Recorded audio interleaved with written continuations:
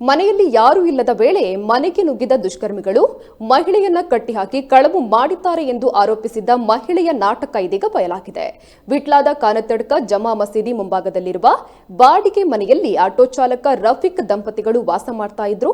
ಮಧ್ಯಾಹ್ನದ ವೇಳೆ ಮನೆಯಲ್ಲಿ ರಫೀಕ್ ಅವರ ಪತ್ನಿ ಜೈನಾಬಿ ಒಬ್ಬರೇ ಇದ್ರು. ಈ ಸಂದರ್ಭದಲ್ಲಿ ಮನೆಗೆ ನುಗ್ಗಿದ ಕಳ್ಳರು ನನ್ನನ್ನ ಕಟ್ಟಿಹಾಕಿ ಮೈಮೇಲಿದ್ದ ಚಿನ್ನಾಭರಣವನ್ನ ಕಿತ್ತುಕೊಂಡು ಹಿಂಬದಿ ಬಾಗಿಲಿನಿಂದ ತಪ್ಪಿಸಿಕೊಂಡಿದ್ದಾರೆ ಎಂದು ದೂರಿನಲ್ಲಿ ವಿವರಿಸಿದ್ರು. ಪ್ರಕರಣ ದಾಖಲಿಸಿಕೊಂಡು ತನಿಖೆ ನಡೆಸಿದ ವಿಟ್ಲ ಪೊಲೀಸರಿಗೆ ಬಿಗ್ ಟ್ವಿಸ್ಟ್ ಸಿಕ್ಕಿದೆ.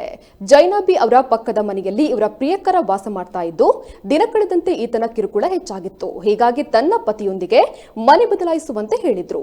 ಯಾವ ರೀತಿಯಿಂದ ಹೇಳಿದ್ರು ಆಕೆಯ ಪತಿ ಒಪ್ಪದೇ ಇದ್ದಾಗ ಈ ಕಳ್ಳತನದ ನಾಟಕ ಮಾಡಿದ್ದಾರೆ. ಪೊಲೀಸ್ ತನಿಖೆ ಚುರುಕುಗೊಳ್ತಾ ಇದ್ದಂತೆ ಹೆದರಿದ ಮಹಿಳೆ ಚಿನ್ನಾಭರಣವನ್ನ ಬೇರೆಡೆಗೆ ತೆಗೆದುಕೊಂಡು ಹೋಗಿ ಎಸೆದಿದ್ದಾರೆ ಎನ್ನಲಾಗಿದೆ. ಈಕೆಯ ಪ್ರಿಯಕರನ ತನಿಖೆಯ ಸಂದರ್ಭ ಒಟ್ಟು ಪ್ರಕರಣ ಬೆಳಕಿಗೆ ಬಂದಿದೆ.